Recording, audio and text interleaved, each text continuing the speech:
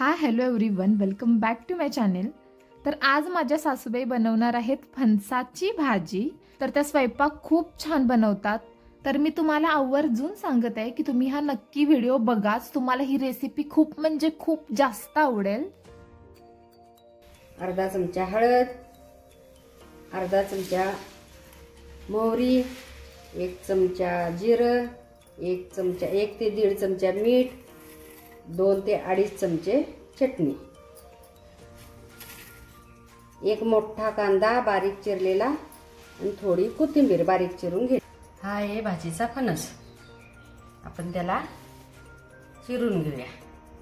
चिरते वेळी थोडं तेल लावायचं चाकूला किंवा विळतीला.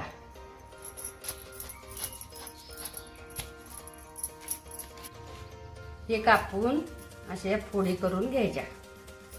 कुकरमध्ये उकडायचे. तर तुम्ही बघू शकता म्हणजे जे पाठीमागचं काटेरी साल आहे ते कसं काढायचं.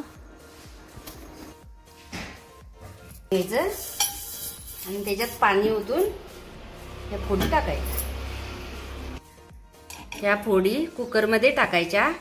पाणी ओतून 4 ते 5 शिट्ट्या करून घ्यायच्या. तर तुम्ही बघू शकता इथे 4 ते 5 शिट्ट्या काढून झालेल्या आहेत, जेणेकरून जो फणस आहे तो प्रॉपर आणि व्यवस्थित शिजेल. हे शिजून तयार आहे. ह्याचं आता खालची साईड वरची साईड आपण काढून घेऊया, म्हणजे भाजीला तयार होतो. आता इथे आपल्याला जो फणसाचा भाग आहे त्याचा वरचा आणि जो खालचा लेअर आहे तो काढून टाकायचा आहे. तो भाजीमध्ये आपल्याला घालायचा नाहीये. तुम्ही बघू शकता म्हणजे ताई कशा दाखवत आहेत, म्हणजे कोणता भाग भाजीमध्ये घ्यायचा आणि कोणता नाही हे क्लिअरली आपल्याला कळून जातं. हा वरचा भाग टाकून द्यायचा. त्याच्यानंतर हा खालचा भाग काढायचा.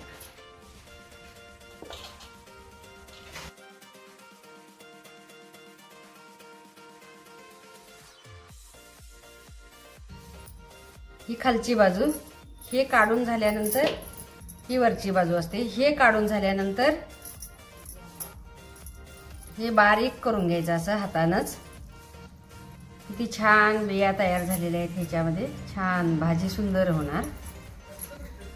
हे असं काढून घ्यायचं कुस्करून. चुकून जरी ह्याच्यावरचं चुकून जरी राहिलं ह्याच्यात तर ते हे असं राहतंय.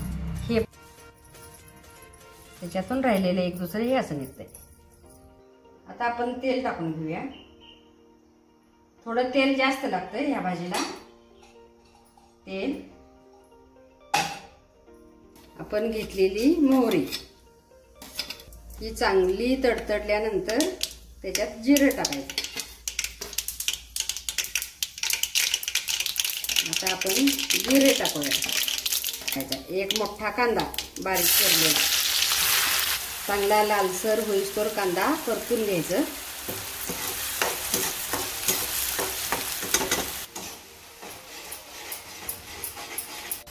मिडियम गॅसवर आपण कांदा लालसर परतून घ्यायचा आहे. असा लाल कांदा झाला की आपण त्याच्यात हळद टाकून घेऊ. चटणी टाकून घ्यायची आहे.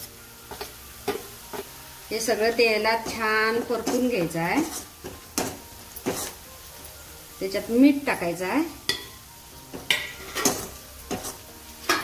हे छान परतून झाल्यानंतर आपण त्याच्यात ही भाजी उकडून घेतलेली फोडून घेतलेली ही त्याच्यात टाकायची आहे. त्याच्यात मंद आचेवर छानपैकी झाकण ठेवून परतून घ्यायचं आहे. थोड्या थोड्या वेळानं परतून घ्यायचं. तर तुम्ही बघू शकता इथे म्हणजे सगळी भाजी व्यवस्थित आई मिक्स करून घेतात. आणि सगळं मिक्स करून झाल्यानंतर इथे एक त्याच्यावर प्लेट ठेवून 1-2 ते 3 मिनिटं झाकून घ्यायचं आहे. कारण जो आपला चटणीचा फ्लेवर आहे, मसाल्याचा फ्लेवर आहे, तो त्या फणसाच्या म्हणजे शिजलेला जो फणस आहे त्याला लागेल आणि ती भाजी खूप छान लागेल. तर इथे मध्ये मध्ये भाजी परतून घेते. तुम्ही बघू शकता खूप म्हणजे खूप छान लागते भाजी. तुम्ही कलर पण बघू शकता. आता मंद आचेवर परतून घ्यायचं 10 मिनिटं.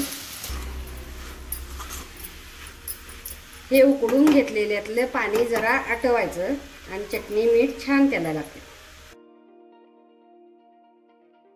भाजी झाली तयार. आपण ज्वारीची भाकरी, नाचणीची भाकरी किंवा चपाती ह्याच्याबरोबर खाऊ शकता.